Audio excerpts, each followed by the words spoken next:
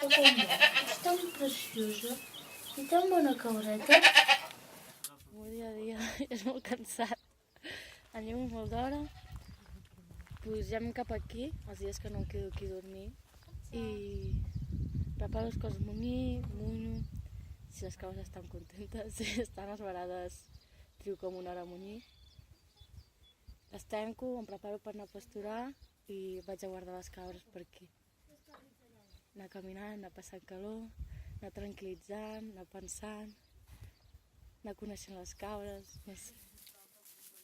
Si vols fer-ho tot legal, tenint tots els registres sanitaris i perquè no tinguis problemes, quan vas a fires o vas a vendre-ho, has de pagar molts diners. Uns diners que jo no tinc perquè soc jove i no mai he treballat. I a part de que jo soles, per guanyar-me la vida, hauria de tenir un ramat molt gran i que després no tindria ni vida social ni res. Si hi hagués una altra manera de funcionar, potser no caldria anar demanant diners i endeutar-te, perquè si no demanes diners al banc és a la família, si no és a la família demanes a la Generalitat, que després ho has de tornar. Si no surt viable, t'enfonses tota la teva vida per sempre. Jo tinc la sort de que actualment tinc poques cabres i totes estan registrades d'autoconsum, però això em permet de tindre més vida social.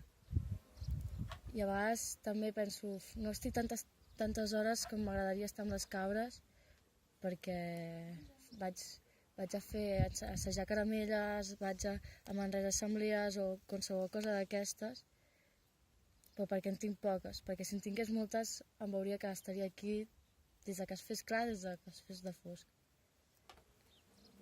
I no para. Però ja m'agrada això, vull dir. Per mi ho són tot les cabres. Són les que m'entenen, són les que em fan riure, són les que em fan patir, són els que em fan estar tranquil·la.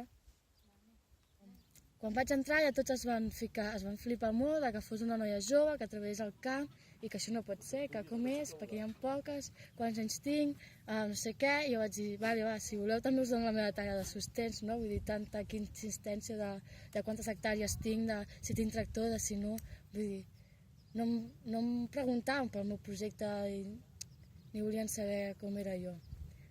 I això els joves i els grans et miren raro perquè sempre hi ha el comentari de bueno, esclar, com que ets jove i no tens parella i ets així tan ferma vol dir grossa i no sé què per ells significa ferma, pots estar aquí, perquè si fossis més prima i més de ciutat i tinguessis un xicot, ja probablement ja no et quedaries aquí. I et diuen, si vols un dia, si tens por, ens truques, et veniu a buscar i et quedes a dormir a casa. Doncs no, perquè jo estic super tranquil·la i super a gust i dormint aquí tota sola amb les meves cabretes i amb la meva gata.